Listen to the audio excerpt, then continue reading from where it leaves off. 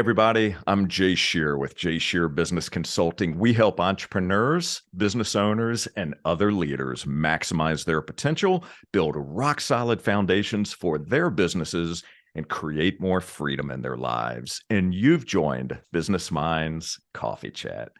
Ariana Huffington said, "Once we change our minds about sleep, we can begin to change our habits."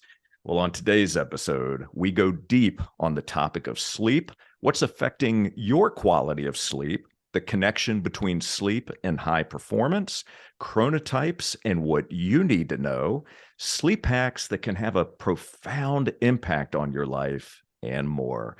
My guest is a husband and father, a double board certified clinical psychologist and clinical sleep specialist who is one of only 168 psychologists in the world to have taken and passed the sleep medicine boards without going to medical school.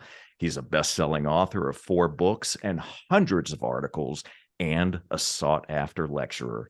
He's an expert resource for most major publications, including the New York Times, the Wall Street Journal, Business Insider, and Forbes, and he's appeared on numerous TV shows, including Oprah, The Doctors, The Today Show, and Dr. Oz. On top of all that, he's been in private practice for 25 years, where he works with high performers to optimize their sleep and energy. Please welcome the man who's teaching us that when we change our sleep, we change our lives, Dr. Michael Breus. Michael, it is so great to see you. Thank you so much for being here today. Dude, that was the best introduction I think I've ever had. That was awesome. Thanks, Jay. I appreciate it. I'm excited to be here. Well, that is so kind of you, and I am super excited about our conversation today. This is one of those topics that crosses all boundaries, right? It impacts all of us, no matter where we are, no matter what stage in life we are, no matter where we live in the world. So I couldn't be more thrilled to have the leading expert on sleep here with us today. So let's dive right into the conversation. Yeah, let's go. Yeah, I'm curious. There are moments in life, Michael, that often change the course of our lives. They're so impactful. Sure. What is one of those moments that you've experienced? As regards to my career and sleep, I think one of the things that happened to me, which was kind of fascinating, and it's a little bit of a story. I hope you're okay with me telling a few stories here. Please. When I was applying to residency, so as a clinical psychologist, you take a year-long residency or internship. And I was at the time, I wanted to be a sports psychologist. I wanted to teach athletes, how to run faster and throw harder and the mental game of sports. I thought that was really cool. I enjoyed sports as a child, that kind of stuff. I wasn't very good, but I liked the statistics part. And the best school in the country for what I was interested in, which was actually eating disorders in athletes, was the University of Mississippi Medical Center in Jackson, Mississippi. All right. And I went to the University of Georgia, but their program, they only let in the Harvards and the Yales and the Princetons of the world, right? Georgia's a top 20 school, but wasn't Harvard, right? But they had a sleep track that was a funded government track. So they had a grant where they would add on an additional intern or resident, and they had to study sleep. And so I was like, aha. I had worked my way through graduate school messing around with all those machines. So I was like, I'm going to apply to the sleep track. And then as soon as I get in, I'm going to transfer over to the sports psychology track, right? Because just because you're not letting me in through the front door doesn't mean I ain't going to open up a window and climb right through. Okay. And so I applied, got the position. First day, raised my hand. Yes, Dr. Breus, what can we do for you? I said, hey, I want to find out about transferring over to the sports psychology side of things. And they said, we had a feeling that you were going to want to do that, Michael. So here's the deal. In order for you to receive your funding, which is how you basically get your groceries, you need to do 6 months on the sleep side of things. And then you can do 6 months in whatever electives you want. And we can make it so that you get to do the sports psychology electives. And I was like, how tough could this be? I sleep every night, right? This can't be that difficult. And so I got there, Jay, and by the 3rd day, I fell in love with clinical sleep medicine. And so that's the experience that I think I want to highlight for you. Dude, I help people like this. It's unbelievable, right? Traditional clinical psychology can take weeks, it can take months, it can even take years before you see any real treatment gains. Dude, I change people's lives in 24 to 48 hours sometimes. Like, it's so powerful and it's so much fun. And like, you change somebody's sleep, you just change their life. That is what an amazing story. And I love what you said that, no matter what the challenge may be in front of you, if you can't go in the front door, right, we'll figure out a way to find a way, right? When it's important enough, we'll figure it out. And I love that. That's a great story. So what was it about? Let's go back a bit. So prior to becoming the sleep doctor and all the amazing things that you've done, at what point in your life did you know that you wanted to go into psychology, right? So sports psychology was the primary interest, but at what point was it that you said psychology is something that just drives me and is super interesting? So to be fair, I wasn't necessarily the greatest student in the universe in the beginning of my academic career. Okay. And when I went to college in upstate New York called Skidmore College, great school, good liberal arts education, can't argue with it, type of thing. All the pretty girls were taking psychology courses. So guess what? I decided to take some psychology courses. And, as men often are doing, we end up moving in directions of our interests. And so I ended up taking some really fun psychology courses. And, over the course of time, it started to pique my interest. Now, when you're taking psychology, there's a lot of academics to it, right? So sometimes you're taking an educational psych course. Sometimes you're taking an assessment course. The course that really spoke to me was the clinical psychology course. So not necessarily going to a university and doing research, because to be fair, there are people out there who are a lot better at that than me. I don't have the attention span for something like that. I like working, right with people. And so the clinical course in and of itself was the one that kind of spoke to me. And so, let's be fair. I'm kind of a ham, I like a little bit of attention, and I like to kind of get in with people and talk with people about sort of what it is that's kind of going on in their lives. And clinical psychology really allowed me to kind of foster that aspect in myself. And so I think back in undergrad, that was, primarily part of that. Well, actually, that was probably most of the reason. And when I graduated with a degree in psychology, there's not a whole lot you can do with that, like just as an undergrad. So you're either looking at a master's program or a PhD program. Now, I will tell you that in my senior year, I had taken all the classes. I got kind of bored with it. And so I was walking down the hall and I talked to a guy who was doing research, and I was like, well, what kind of research do you do? And he's like, I'm going to run a subject in about 5 minutes. You want to come and watch? So I was like, okay. And so I started watching him doing research, and believe it or not, I worked on a paper and I got published as an undergrad. Now, in the world of academics, that's not an easy thing to do. Now, to be fair, I was the last author and I wrote and contributed and all those things. So I was supposed to be an author, which was great that he allowed me to do that. And that all of a sudden gave me the leg up to get into PhD programs, because again, I wasn't necessarily a great student. I did have, you'll love this. I was dating a girl at the time, and she said, Michael, why do you get Bs? And I said, well, I can study a lot and get a B, or I can not study a lot and get a B. And she said, here's what we're going to do. We're going to take a class together, and whoever gets the higher grade takes the other one out to dinner. All right. So we took an American history course together. I love this course. The professor was amazing. I got my very first A- in college. She got the A, so she bought me dinner. But if you look at my transcript from that quarter on, I never got anything less than an A again in my life. Amazing. Right? So it was kind of the turn. It was somebody believing in me and challenging me enough to say, hey, look, like, why not excel? Like, why sit on your ass? Like get it going, Michael. Like you're an okay guy. Like, let's figure this out. We're still friends to this day. I actually introduced her to her husband. That's a long story, probably not good for the podcast.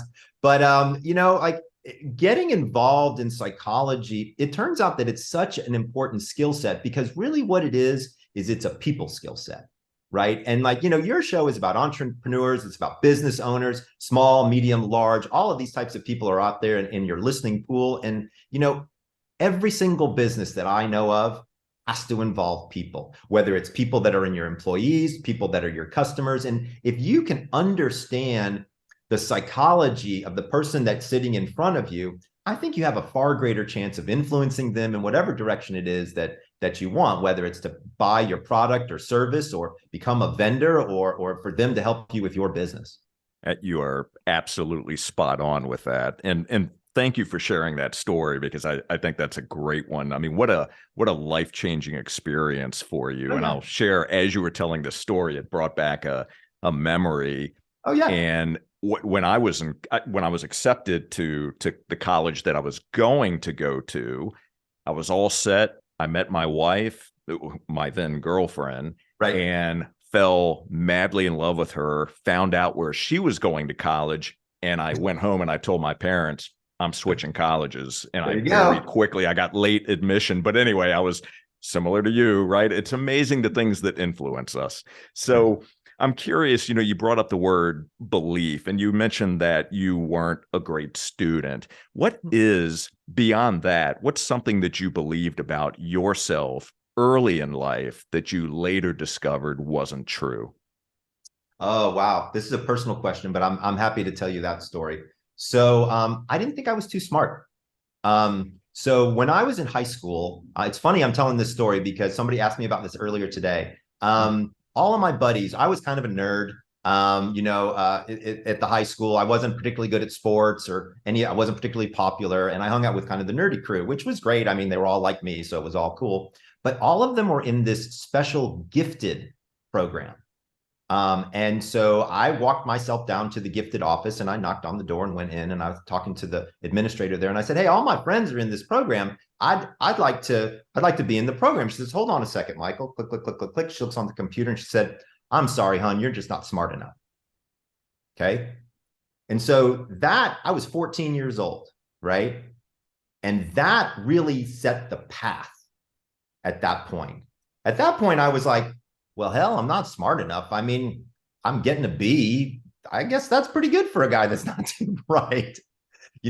Fast forward later, I'm one of 168 people in the world that have taken the sleep medicine boards without going to medical school, right? So it's like, clearly there was a disconnect there, but I really believed what this woman said to me. And at age 14, and I never shared it with my parents, because I was embarrassed. And all my friends were in the gifted program. And so I just felt kind of like this sort of outcast, if you will. I still had great friends, and it wasn't like any of them said, "Oh, we can't be your friend because you're not in the gifted program, Michael." But it was a belief that hung on for me. And it was unfortunately a negative belief. And it really pushed me down some paths that weren't very productive for me in my lifetime. I'll bet it did. I'm sure. It's amazing how a comment like that can stay with us and can affect so many areas of our lives, and those stories that we continue to tell ourselves over and over again and play on those negative loops. So thank goodness that right, exactly. So thank goodness you were able to break that pattern and at least realize that, no, that's not me, right? That's a story I'm telling myself that wasn't even my story, right? It was given to me, but I bought it hook, line, and sinker. So obviously, that didn't stop you, just like not being able to get in the front door didn't stop you. So that tells me a lot about who you are and your personality type. So let's transition a bit into the work that you're doing today and becoming the sleep doctor. So first, I'd love to find out from you, what was that feeling like as you began to take on that moniker, if you will, or that title, being an expert in this space? How does that make you feel early, right? Now you've been on lots of TV shows, lots of radio shows, etc. But prior to that, how did this all make you feel as you knew that you were going into a certain area and you were the leading voice in the world of sleep? Dude, it's the best feeling in the universe. It's better than any drug you could possibly imagine, honestly. Like, it's so much fun to, number one, you got to know your shit, right? So you better understand your topic, and you better have a pretty decent encyclopedic knowledge of said topic, right? And so I really understood and studied sleep. I mean, again, I took the boards without going to medical school. So like I overstudied all, because most of the guys that are taking the board, they went to medical school. So all of that knowledge is there with them. For me, this was all new material. And I had a year to learn it. So the way the story goes is I'm a storyteller. You'll get used to it. So my first job, right out of getting my PhD, my girlfriend, who's now my wife at the time, I turned to her and I said, if they just offer me 60 grand, I can afford health insurance. You remember when you were in that place in your life, right? Oh yeah. You know what I'm talking about, right? I do. And so I go in and I crush the interview because look, I'm a personality. Like I'm an extrovert. Like I can talk to people, pretty easily. And he says, well, Dr. Breus, here's what we're going to do. We're going to pay you 60 grand a year. We're going to give you full health benefits. No, 75 grand a year, I think it was. We're going to give you full health benefits, 2 weeks of paid vacation, 2 weeks of medical leave where you can go to conferences and things like that. We're going to frame up all your diplomas. We're going to give you an office. I said, where do I sign up? He said, there's one catch. It's a 1-year contract. At the end of the contract, you need to take and pass the sleep medicine boards. And I raised my hand and I said, Dr. DeMarini, I said, those are a medical board. I'm not sure if you remember, I'm a PhD. He said, believe it or not, it's a new board and they're looking for people to take it. Okay. And there's 1 year left where non-MDs can take the board. And so I was like, all right. So I went home and the first thing I said to my girlfriend, 75 grand, right? I was like, there's no freaking universe I'm going to be able to do something like that. Right. And then once I kind of got into it, about a week goes by and she turns to me, we're hanging out, having dinner or whatever. And she was like, are you going to do it? I was like, do what? She was like, you're going to take the sleep boards. I'm like, who takes the boards without going to medical school? And she just said one thing. She's like, I think you could do it. Challenge accepted. Oh, yeah. Right. And so that's kind of how my path has really always been, and so when you get an opportunity to learn that level of science in a very compact period of time, I had a year to take the boards. Meanwhile, I'm seeing 30 patients a day and I'm reading 15 sleep studies a night. Right. So I would go to the Emory Law Library because I'm from Atlanta. That's where I practiced, was actually in Decatur, Georgia. And I had 15 textbooks. And that was the reading list. And so here's what I did. And you'll love this from an entrepreneurial standpoint. And this is how I really feel like I became an expert. This and one other area is I would read a paragraph and I would make a flashcard. Because like I told you, I wasn't the best student in the universe. I had to use a lot of tools and I'm a grinder. Like I'm not the savant that walks in and just pops the curve. Okay. Like I sit in the front row. I take copious notes. I have to review them every night. Like I'm a grinder at this stuff. And so I'd read a paragraph and I'd say, what would be a question from the boards? And I put the question on one side and then I'd put the answer on the other side. And every night before bed, I'd flip cards. Okay. By the end of the year, I had 6,000 cards. Whoa. Okay? 14 textbooks. It would take me north of 5 to 6 hours just to get through. And I was moving through the cards because it was really understanding. And once you got the concept and figuring out the details. And so you can imagine that you just amass this tremendous base of knowledge in your head kind of when you do this sort of thing. And so if you're going to be an expert, know your shit. Right. And so and when you do, you have this level of confidence. And when you have a level of confidence, now you want to share it. And like I said, I'm a bit of a ham. I like to be on TV. I like to do those things. And so while I'm in the middle of doing this, my closest friend, I was getting married. We were building a house and my closest friend, I asked him to come to the wedding. And he was like, Michael, I'm sorry, I can't make it to your wedding. I just accepted a new job. It's from this company called Medscape, which eventually became a company called WebMD. Everybody out there's heard of WebMD. And so I said, oh, Stu, that's awesome. And back in those days, WebMD had a physician portal and a patient portal, but it wasn't the WebMD that you see today. So he gave me his password and his username for each one. He said, wander around, tell me what you think.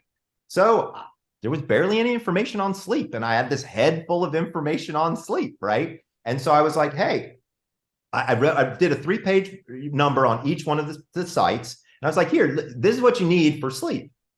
So this guy, he goes in, he reads my email, he prints it out, and he hands it to his boss. Okay. And his boss was like, go hire him. He's going to be the WebMD sleep expert. Okay. Here's where it gets interesting. So back in the day when WebMD first started, if you were if you were a journalist and you were doing a medical story, you just went to WebMD because they had vetted all of their experts. They were easy people to find, and they had a great PR department. And so all of a sudden, And I was the only sleep guy, right? And so all of a sudden, I'm on TV, I'm talking about sleep, I've got this head full of knowledge, and I'm answering questions on WebMD. And so it just kind of culminated in this whole idea of expertise. I met a fella along the way who told me, if you're going to be an expert, you need to write a book. And so I was like, that sounds pretty logical. Most experts, if somebody says, what do you know? Well, pop, here's my book. I'm gonna show you what I know. And so I ended up writing my very first book. I think it was maybe 94 or so, maybe 96. I can't remember off the top of my head. We can go back and check a look. But it was called Good Night, the Sleep Doctor's 4-week program to better sleep and better health. Now I'm an expert, right? Why am I an expert? I got a head full of knowledge. I took an academic test in order to do it. I'm on TV saying I'm an expert and I got a book, right? And so all of a sudden, all that culminates together and you have a brand, right? And so at that point in time, my attorney was like, hey, bro, you need a website and you need to wrap some IP around what you're doing. And so we were able to secure thesleepdoctor.com way back in 2008. It's been an awesome ride all the way along. As a little side note, since I know you like to talk about entrepreneurship, those 6,000 cards that I had from my flashcards? Yes. I culled them down to about 300 because I had taken the exam, so I kind of had an idea. And I then went and had them printed up. And my very first entrepreneurial project was I sold flashcard sets to all the schools that were teaching doctors how to pass the boards. Brilliant. It's just brilliant. I love that. What a fantastic story. So at this point, how much sleep were you getting? So you're going through this one year period doing all of this work. Right. Like, hey, do you have a sleep disorder, Michael? Or was there somebody in your family? I've been fortunate. I've always been a great sleeper. I say you don't have to have a heart attack to be a cardiologist, right? So like at the end of the day, I've always really thought of sleep as something that's been important to me. But to be fair, when I was in college, I didn't give a crap about sleep, right? I'm out chasing girls and going to parties and having a good time and all of that nonsense. And once you really get down into the world of medicine, you can make some pretty big mistakes if you're sleep deprived, right? And I have people's sleep literally in my hands, whether that's apnea, narcolepsy, restless legs, insomnia. These are somewhat complicated disorders, and they're things that really affect people's lives. As I said before, you change somebody's sleep, you change their life. And so I really kind of started to buckle down and learn more. My wife and I obviously my wife had the kids.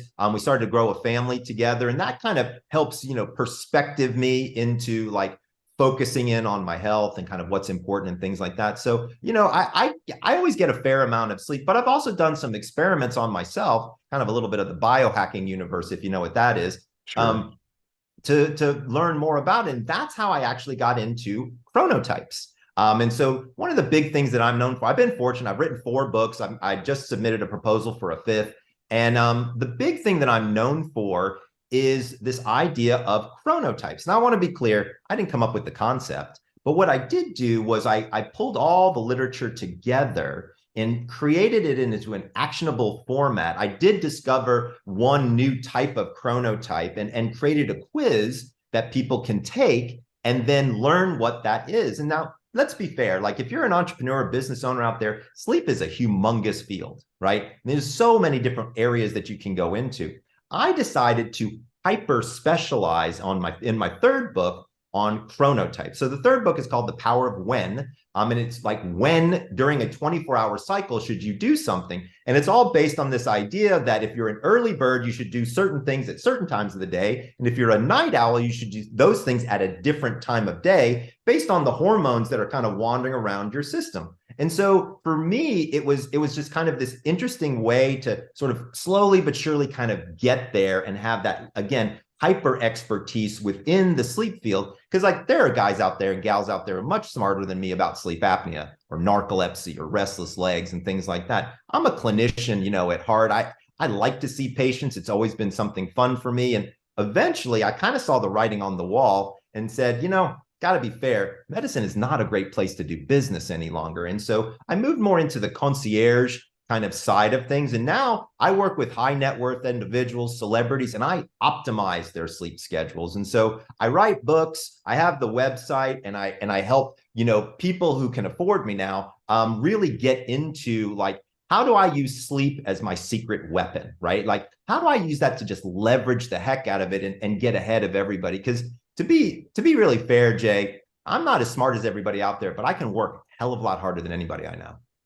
Well, you know what? That's pretty obvious here. And speaking to our audience at this moment, I am sure all of you that are watching and listening right now can feel the energy that Michael is putting out. There is no doubt that not only do you know your stuff, that you're an expert in this space, but man, I tell you what, you just bring it, right? I mean, I love your energy. I love your stories. Thank you. And that ability to have that level of energy and performance and to be able to do all of the things that you're able to do tie into the ability to have incredible quality sleep. So you mentioned the chronotypes. Yes. So let's walk our audience through the 4 different chronotypes.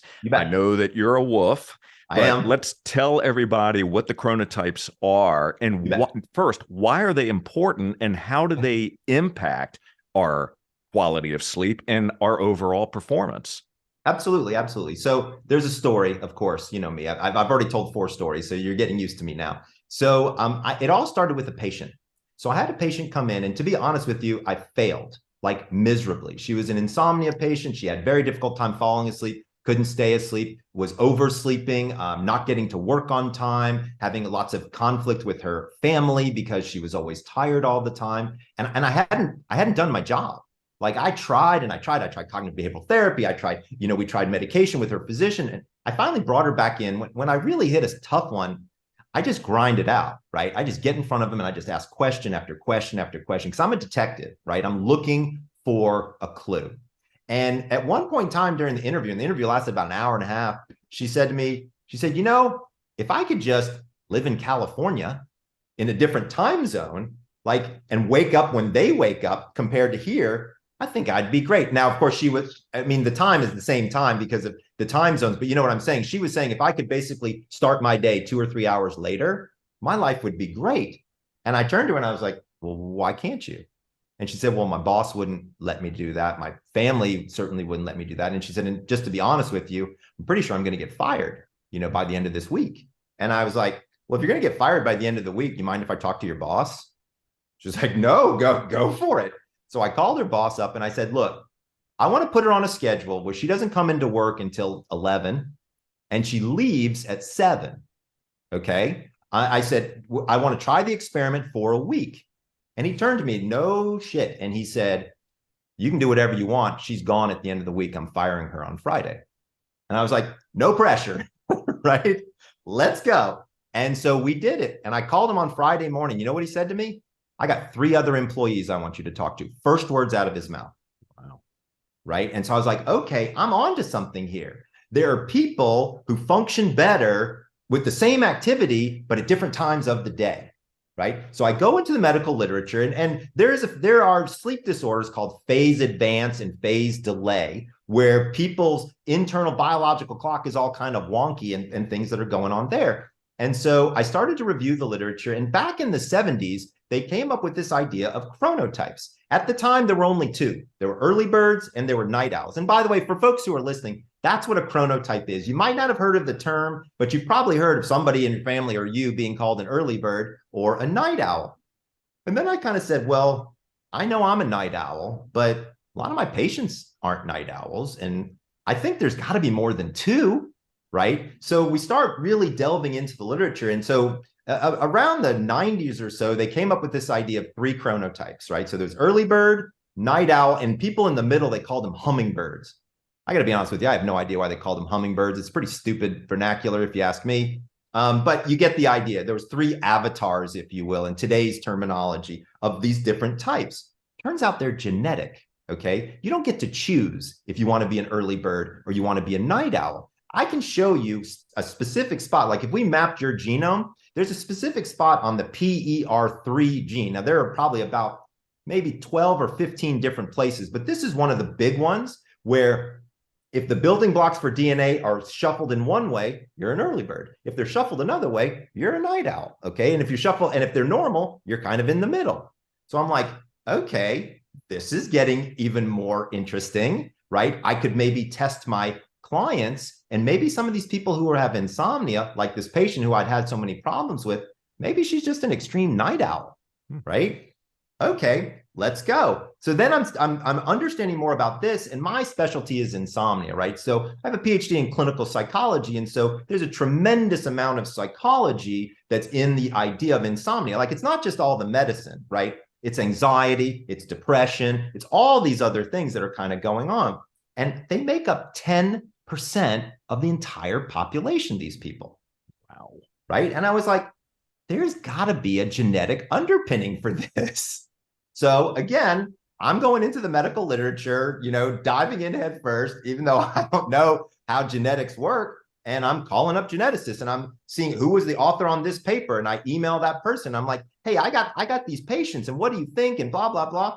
And over the course of time, we discovered that there's actually a genetic anomaly that can kind of create this whole different schedule. And so I said, well, then there ain't 3 chronotypes, there's 4. So I wanted to write a book about it to really kind of broadcast it out there. And I'd written 2 books. I'd written the How to Fall Asleep book, which was my first one. And then I wrote the book on how to lose weight through better sleep. And this idea was just different.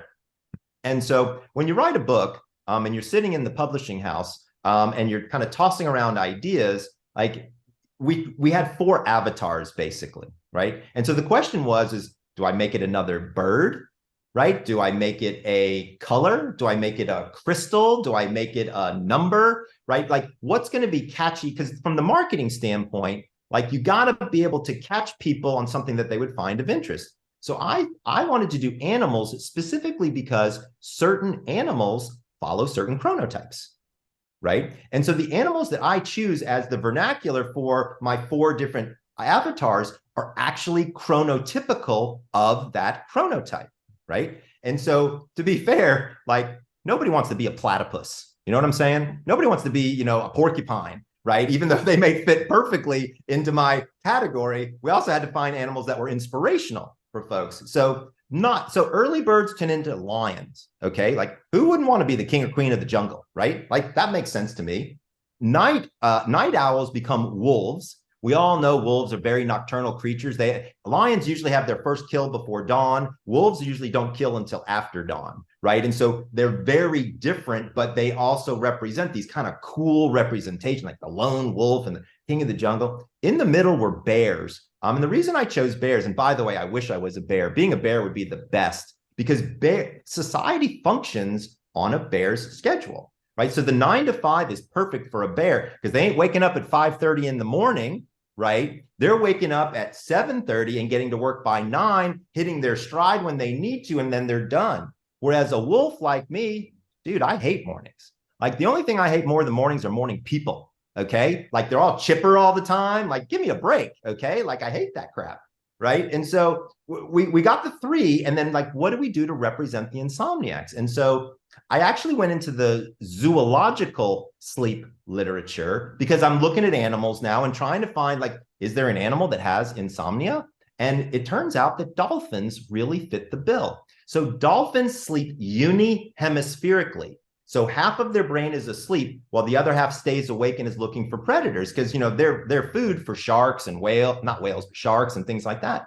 And so I was like, it sounds like they're never quite asleep, which sounds a lot like these insomnia patients. And so we were able to create the 4 categories. Lion is the early bird, bear is in the middle, wolf is the night owl, and dolphins are the insomniacs. And let's be fair, who doesn't like Flipper? I mean, that might be an old reference for people out there, but everybody likes dolphins, I mean, the porpoises are cool as crap. Like, I mean, I've been swimming with them in the Bahamas and all that kind of nonsense. And so we decided to market, the marketing of the book became important as well, because when you look at the idea set of knowing your chronotype, it actually unlocks tremendous potential. So here's the thing that's crazy. If you know your chronotype, I can actually tell you the perfect time of day to have sex, eat a cheeseburger, ask your boss for a raise, when to do a cold call, when to make a decision, how to be creative, Like it's all based on hormone profiles. So here's how it works. Let's say you're a lion, you wake up at 5:30 in the morning, your melatonin turns off, your cortisol turns on, and now you're kind of ready to go. But if you're a wolf like me and you wake up at 5:30 in the morning, your melatonin doesn't turn off. It keeps going until about 8 o'clock because that's what your chronotype is telling it to do. So that's why, I hate morning types of things. But here's the thing that's cool. Every single chronotype follows almost identical hormonal patterns. They're just staged at different times. So then the math got really easy. There are thousands of labs out there that have produced papers on chronotypes. So I gathered up all the data, right? We probably had, north of 250 studies in the book. And we were like, okay, if you evaluated chronotypes and you found out that if you have an early chronotype, you have a memory that's better at this time of day, I did a chapter on memory. If we found out that exercise worked better for night owls, if they exercise, then we did a chapter on exercise. And so we took all of this hyper complicated information and distilled it down. Like people always say, like, Michael, what's your superpower? My superpower is easy. I can take incredibly complicated information and distill it down into bite-sized actionable pieces and get people to really make their lives better. And so that's what the power of when and the chronotype is all about. If you want to learn what your chronotype is, just go to chronoquiz.com. I know you, Jay, went there and you learned that you were a bear. Yes. And what's good about it is I then send you an email campaign that's specific to your chronotype, right? So you're not getting the generalized information. Like if you're a lion, you have very specific data that I'm going to send you to say, hey, let me tell you a couple things about yourself. Number one, do me a favor, buy the book. Right? That's always helpful. But, number two, like if you want to learn when's the best time to drink a cup of coffee, I can tell you exactly when that is. If you want to know what the best time is for you to exercise, and by the way, it can be different by sport. So it can be singular sports versus team sports versus yoga versus weightlifting versus cardio, right? So again, all of these dynamics come into play. If you read the literature, and again, I didn't have any choice. I had to read the literature to pass the boards. Right. And so I go back in. Now I know how to really read scientific literature, and I'm really culling together and aggregating these different things. And dude, we've sold 152,000 copies of the book. It's amazing. Right? What awesome. I love about the quiz and the results and the email that you follow up with, like you said, it's customized, right? So What I received back was information specific to my chronotype being a bear. So there's video information. And not only do you distill very technical information, but you bring it down to the ground for all of us so we can actually apply it in our lives and in our businesses. So it really is remarkable what you've created there. I've got a couple questions, so I want to stay on chronotypes for a moment. So I look at the way that I operate today, and I answered the questions as truthfully as I could when I took the quiz, came back with a bear, but I wake up every morning at about 4:30. Yep. And I exercise first thing in the morning. By 9 o'clock, I am gone. I am falling asleep. And my challenge, and I bring this up because I'm sure that this is something that many of us experience. Absolutely. I can fall asleep like that. Yep. Staying asleep is a different story. I'll fall asleep 9 o'clock, let's say, but I am waking up. I'm up like around midnight, 1:30, 2:30 in the morning. And I'm trying to figure out how do I get back to sleep so I can sleep for another hour or two. So it seemed a little contradictory to what I was reading about Bear. So help me clarify that. Of course. So I get this question all the time. So we've had over 2 million people take the quiz. And so when you do statistics on it, what we discovered is there's two types of bears. There's early bears and there's late bears. And so you'll get an email that'll say, are you a hybrid or are you one of these other types of chronotypes? Because if you think about it, how could the entire world fall into only 4 categories, right? Seems kind of unlikely. And so what we've been able to discover now is, my guess is that you're an early bear, right? Somebody who likes to get up in that early time. Now, to be fair, there might be certain stressors in your life. There might be certain things that go on that have had you wake up earlier and earlier. But here's the thing that's also interesting is your chronotype changes over time, right? So think about it. When you go out to dinner with your grandma and your grandpa, what time do they want to have dinner? Early. 4:30, 5 o'clock, right? Why? Because they're becoming lions. They might have been night owls for their entire lives. But what we see is that melatonin production actually starts to wane as we get older, and it becomes earlier and earlier as we get older. So people who are a wolf like me are starting to wake up earlier. Dude, now sometimes I wake up at 5:30, 6 o'clock, right? I hate it, but that's what's happening to my body. You got to really listen to your body and sort of understand how sleep works. And so when I talk with my patients about sleep, and let's just pretend you're a patient for the moment, you come to me and you're like, Michael, I'm up at 4:30, I go to bed at 9, and I wake up at 1 and I can't get back to sleep, and I'm up for an hour and a half, 2 hours. What the hell do I do? Type of thing. We start to try to understand what's kind of going on with you in terms of, have you always been this way, or is something shifting right over the course of time? We might have caught you in the middle of a shift where your perception of what your sleep is a little bit different than what it is the actual sleep that you're getting. But the point I'm making here is there's two main categories for sleep: what I call discipline, and then what I call acceptance. Okay. So discipline is all the stuff that you need to do, right? So wake up at the same time every day, stop caffeine after 2 p.m., don't drink yourself to sleep with alcohol. There's lots and lots of folks out there who can tell you all those. And I can run down a list for people and give them a good 5-point plan, no problem, right? But sometimes you do everything right and it doesn't work. I'll give you an example. It happened to me. So I have a son, I have a daughter, and my daughter, a couple summers ago, her boyfriend broke up with her. Oh, tears and it was awful. The world's going to end, the whole thing, right? I was doing everything I normally do. I got in bed, I couldn't sleep for shit, right? Why? Because my daughter's so upset. So sometimes there's an overwhelming circumstance in your life, and I think people's brain is trying to tell them that maybe you need to focus in a little bit on that for the moment, right? Because here's the thing, bro. Like, your head's not going to pop off if you don't get 8 hours of sleep. It just doesn't work that way. I'm not suggesting that everybody out there should only get 5 hours of sleep a night, because that's not good either. But this unit that we've got for 50, 60, 70, 80 years that we get to inhabit for a little while, it's pretty smart. And it really does know and understand kind of what's going on. And if we follow the rules, the discipline, right? Lowering the caffeine, avoiding the alcohol before bed, daily exercise, getting sunlight, hydrating, it will function well for you. And even on the nights that it doesn't, you're okay. Like, life's going to go on. I promise you, it's going to be okay. And what that does on the academic side is we lower anxiety, right? When you accept where your situation is at 3 o'clock in the morning, and you're not looking at the clock, doing the mental math instantly and saying, oh shit, it's 4 o'clock in the morning, I got to get up at 6, sleep. Like, dude, in the history of time, nobody has thought their way to sleep, because it's tried. Right? I've tried. Oh, we've all tried.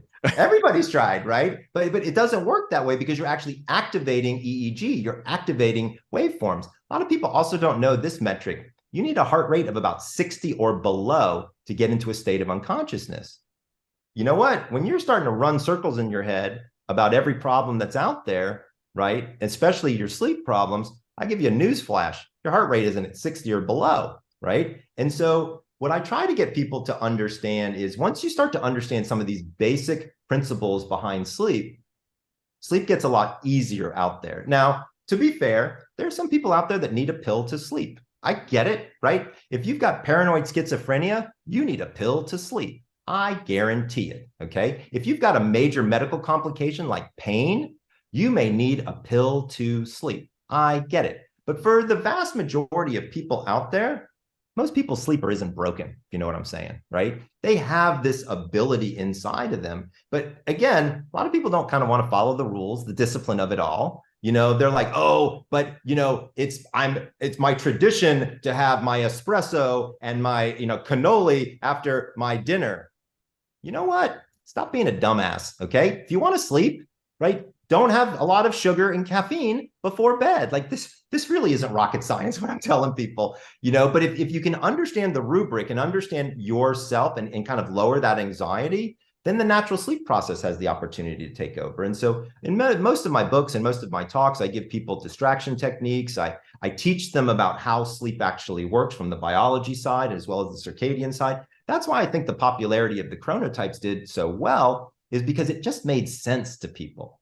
You know, they're like, oh yeah, like my mom was a night owl, I'm a night owl, but my girlfriend isn't. So let's touch on that point for a moment. So if you have a bad partner who is a different chronotype than you, obviously that's going to impact your ability to sleep. So 100%. what is a way that we can address that when you have two different chronotypes sharing the same bed? Step number one, buy the book, because I actually talk about that very topic. But I'll give you some hints here and now. And so if it's an intimacy issue that you're concerned about, we actually did the study to try to understand more about this. And so it turns out that from a hormonal standpoint, people always ask, like, when's the best time to have sex, right? Well, so you need 5 hormones to have successful sex. You need estrogen, testosterone, progesterone, cortisol, all need to be high, and melatonin, the sleep hormone, needs to be low, okay? We did a survey. I think it was something like 73% of people like to have sex between 10:30 and 11:30 at night. What do you think your hormone profile looks like? The opposite, right? Your melatonin is high and all those other things are low. That's hint number one as to, you know, when you think you might want to be considering being intimate. Hint number two is if you're having sex with a partner who's biologically male, what do they usually wake up with in the morning? An erection, okay? Morning wood. Like, to be fair, if that is not Mother Nature telling you when to use that thing, I don't know what is, right? So when you've got these issues, if you've got, let's say your bed partner is on a different hormonal schedule than you. So what we did was we created a matrix in the book. So you put your chronotype across the top and their chronotype across the side, and we give you an early evening time and an early morning time. And so I become prescriptive. I like to tell people what to do. So look at the chart, figure out a time, and then run the experiment with your partner, right? And see what works best for you. When we started interviewing people after we put the information out there, here's what we learned. People feel that their performance is better physically, right? You're not exhausted. It's no longer not tonight I have a headache. It's not tonight I'm too damn tired, right? And your connection is better. And that's really interesting, right? So if you want to be connected to your partner in a unique way, if you understand their chronotype, then you kind of have those activities with them when they are chronotypically available. I love Another this. example, right? When to talk to your kids about something important. Now, this is really interesting, right? So kids actually go through all of the chronotypes as they grow. So when they're itty bitty babies, they're lions, right? They go to bed early, they wake up early. When they're in not adolescents, in middle school, they're bears, right? When they're teenagers, they're wolves. Remember when you were a teenager, you wanted to stay up until 1 and sleep until 12, right? Then about 21, 24, you kind of lock into a chronotype and you stick there for about 30 years. And then when you hit my age, 55, it starts to change again because melatonin production begins to change, right? And that's when grandma and grandpa are, you know, wanting to have dinner early. And so what you start to do is attack the child, not attack, that's not the right word, but when you talk to the child when they are chronotypically available to hear you, right? Interesting. So I'll give you an example. Again, I like to pick on my daughter because she's a fun one to pick on. She can take it. She's tough. My job in the morning time was to wake everybody up. And so I'd wake up, I'd go into a room and I'd say, hey, Carson, you know, it's time to get up. And I would try to, you know, keep her awake. And I'd be like, hey, what do you got on the plate today? You know, for school or clubs or activities or whatever. And she'd be like, oh, Dad, leave me alone. Right. But if I walked into her, you know, room at 2:30, 4 o'clock in the afternoon, like whenever she got home, and I said, hey, Carson, what you got on the plate today? I'd have a 90-minute conversation with my daughter. Nothing more important than that. Wow. Nothing. This is so incredibly powerful. You know, it makes me think of, as you were talking about, understanding the times when we should be doing certain things, forming better relationships. It made me think about the love languages in a way, right? When we can understand the chronotypes and we can understand the nuances of each one, it makes our ability to connect and to do things at the right time. And it makes all of that, it's the key that unlocks all of those abilities. So I appreciate you sharing that. You've already shared through the conversation some hacks that we can all use. And obviously, a lot of this is outlined in your book. So we would encourage everyone, which we're going to provide links to your books, to go out and purchase these books, learn these techniques, and figure out, based on Michael's knowledge and his experience, how you can improve the quality of your sleep. Talk to us very briefly about supplementation. You brought up melatonin a few times already. So just very briefly, supplementation, what can we do? What should we be looking out for? Should we be taking melatonin and how much? And then also I want to talk very briefly about technology. So mattresses as an example, Absolutely. Oura rings, things like that. What can you brief us on? All right, so I'm gonna condense this all down into about 3 minutes, and I'm gonna answer both of your questions. Okay. Perfect. So first of all, people should not just go willy-nilly trying supplements. So here's what we do in our clinic. If you come into our clinic, the first thing I do is I ask you to go back to your medical doctor and do some blood work.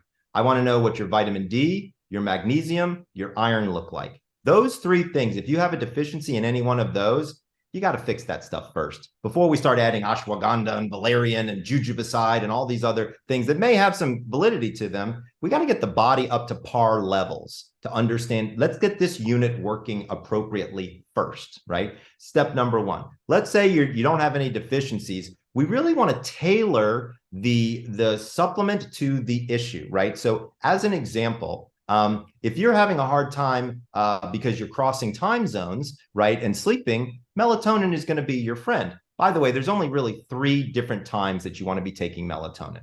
One is for jet lag.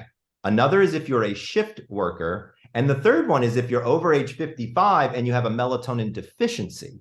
Okay. People think melatonin is a sleep initiator. It is not. It is a sleep regulator. Okay. Valerian root has got more data on it as a sleep initiator. So for people out there who are having a hard time falling asleep, something like a valerian makes a lot more sense than a melatonin, right? I actually wrote an article on my website, which is thesleepdoctor.com, where in fact I said melatonin versus valerian, and so it listed out. It's sort of like, what do you want to take and when would you want to take it? Again, look for deficiencies first. Don't just add stuff to the mix because it doesn't make a whole lot of sense. And I want to do a brief download on melatonin. And here's the issue with melatonin. So melatonin is not regulated by the FDA. So anybody can stick it in anything, in any place, and it doesn't seem to matter. Number one. Number two, it's by prescription only in most places outside of the United States. So it's a hormone, dude. Like, you wouldn't go down to the local CVS and get testosterone or estrogen, would you? Of course not, right? But you can just walk in just about anywhere and buy some melatonin. Also, people don't understand melatonin has effect on the medications that you're taking. There's data to suggest that it affects blood pressure medication, birth control medication, ADD medication, and antidepressant medication, right? And so don't mess around with hormones, okay? Bottom line. Also, nobody under the age of 18 should be taking melatonin. Nobody, okay? Absolutely, positively nobody. There is one group of kids that I will put a little caveat, a little asterisk on, and that's children on the autism spectrum or on the spectrum. Those kids at higher dosages, which is 5 and 10 milligrams, those kids actually do quite well on higher dosages of melatonin. And dosage-wise, the data out of MIT would suggest that you don't need a dose higher than between 0.5 and 1.5 milligrams. Like, that's it. Like, when you see gummies and their 3s and their 5s and their 10s, you are overdosing yourself. Okay, there's no need, and that's when you get the crazy dreams and all of the different side effects. Now, does it also affect fertility? So we don't have a lot of data yet, but if you're asking me my hypothesis, yes, I think it absolutely does. Okay. But I don't have the data to back that up. I want to be super clear. I just haven't seen enough research for me to be able to definitively say that. But if you're asking me my hunch, hell yeah, I think it does. The other thing that people don't really think about, not necessarily, I kind of on the technology side, although when you said that, I thought you were talking about, wearing an Oura ring or having a Whoop strap or things like that, is your bed. The single most important thing that you can do is sleep in a good bed. I try to tell people this all the time. Like, if you got a bed that looks like a taco, I got a news flash for you. You ain't going to sleep too well. Okay. Like, this is basic stuff, bro. Like, you need something. So the way mattresses are built as a general guideline is they put, well, first of all, there's 50 points in a bed usually. right? So if it's $1,000 bed, there's about $500 worth of profit in it. Most people don't know that, okay? Second thing that's kind of interesting is what they do is they take 25% and put it to resources and 25% to do labor, and they just configure it a bunch of different ways. That's how beds are made, all right? That's just the bottom line. That's how beds are made. Now, there's some companies that do it better than others, but what you're looking for is a bed that has both support and comfort. And let me explain to you what I mean by that. Support is the product's ability to keep your spine aligned. Now, you might be saying, well, Michael, why do I need my spine aligned? When your spine is aligned, all the muscles that attach to your spine can relax and allow for nutrition to come back in. This is one of the reasons I suspect that so many people have low back pain. Low back pain is like a third of the universe out there. And I think it's a lot to do with being in the wrong bed. Comfort is the product's ability to keep you in that spot. Okay. So support aligns, comfort keeps you there. And so what I always tell people is you got to really do some research on beds. And so what we did over at thesleepdoctor.com is it's kind of like a little bit of like WebMD meets Consumer Reports, if you will. So they got information on apnea, narcolepsy, all that kind of stuff, but we've rated like north of 100 beds. Like we bring them into the lab, we do all the tests on them, and we literally have the beds. And so what I've done is created articles for like, what's the best mattress for side sleepers? What's the best mattress for larger people? What's the best mattress for back pain? Because like I've done the research on it. I pulled the literature and we've kind of figured it out. And so the goal here is to get people to understand and buy the right product. Wow, fantastic. So much great information here. Couple quick things as we're wrapping up. Obviously, we're going to provide links to Michael's website where you can look for the mattresses, all this incredible information that's been shared with you, books, etc. So make sure you check out the show notes. So, Michael, I would love it if you would leave our audience with a challenge. What is something that you would challenge them to do? Oh, that's a great. Okay, so here's what I want you to do. I got it right off the top of my head. Wake up at the same time 7 days a week. That's it. Okay. Same wake up time on the Saturday, same wake up time on Sunday. If you do this this is the most powerful thing that I've ever found across all of sleep medicine. This will help your sleep probably in the 40 to 50% range. Don't sleep in on the weekends. Just pick your time. If it's 6:30 every day during the week, make it 6:30 on Saturday, 6:30 on Sunday. It really helps re-regulate your clock, and it does more for you than just about anything else. Two more things that I would say that you want to do. If you can, stop caffeine by 2 p.m. Even better, stop it by noon. Caffeine just destroys sleep. It's just the bottom line. And step number 3 is don't drink alcohol and go to bed. There's a really big difference between going to bed and passing out, right? We want to avoid the passing out. It doesn't do anybody good. You're anesthetizing yourself. You're not going to sleep. Man, such great challenges. So here's my final question for you. What is one of the most difficult decisions that you've had to make in the pursuit of the person who you are today? That's a great question. I would say not believing the critics. That was never an easy thing for me to do. And I had to get to the point where I felt confident enough in my knowledge base to be able to say, when people tell me, you can't create a website that's going to give people all this information. You can't take the medical boards without going to medical school, right? It's believing in yourself. I think that's really been the big one for me. Amazing. Thank you for sharing that. And Michael, thank you so very much for joining us today on Business Minds Coffee Chat. What an incredible conversation. So much value that you've provided. I appreciate your wisdom, your insights, your just showing up as your true authentic self and bringing the energy. Thank you so much. It's my pleasure, Jay. I want to thank you for the honor of being on the podcast. I love to have the opportunity to talk to all kinds of different people. And I know you've got an audience that normally I talk to health related audiences. So being in front of business minds is always a joy for me. Hopefully if people got something out of it, shoot me an email over at thesleepdoctor.com. Hit me on LinkedIn. I'm easy to find. And check out all the social properties. I own The Sleep Doctor on Instagram, TikTok, you name it. Absolutely. Thank you for that. I appreciate it. And for all of you, thank you so very much for watching and listening. And I do have a quick favor. Would you please take a moment to subscribe, rate, and leave us a review on Apple Podcasts? That goes a long way and helps us expand our reach and attract amazing guests like Dr. Michael Breus and To enjoy more episodes, all you need to do is visit jscherbusinessconsulting.com, click that podcast button, and until next time, keep learning, keep growing, take Dr. Breus's Chronotype quiz, and follow him on all of his social platforms, and we'll see you on the next Business Minds Coffee Chat. Take care, everybody.